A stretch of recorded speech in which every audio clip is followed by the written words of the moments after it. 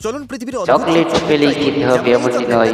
আসলে অনেক চকলেট ভালো থাকে, আবার অনেক চকলেট খারাপ থাকে।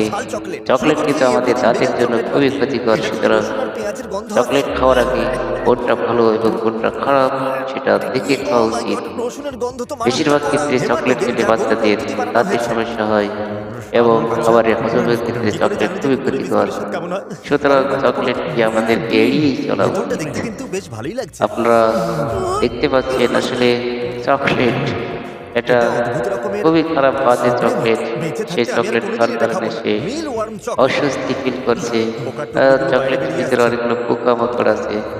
আসলে সেই পোকাগুলো এত অজান্তে, মজা পাচ্ছে। মনের অজান্তে চকলেটের ভিতরে আর অনেক সবার কিছু শেষে থাকে যা আমরা পৃথিবীর দেখি না। সবচাইতে ঝাল চকলেট। সুতরাং চকলেট খাওয়ার আগে আপনারা অবশ্যই রেগুলার ফেস্টিভ্যালস ভালো খান? চকলেট, অনেক ভালো। ফেস্টিভ্যাল এতদিন চকলেট যারা খেলেন আপনারা তার খেতে থেকে পারেন। অনেক ভালো এটা খেতে। খুবই ভালো। ভুলেও চোখে হাত দেবেন না কিন্তু। সুতরাং গন্ধ নিয়ে যেতে পারেন। অলরাইট, আমি চকলেট অনেক যদি চকলেটই খেতে খেয়ে হয় যাচ্ছি। তাহলে এই চকলেটই খাবেন, অন্যটা নয়।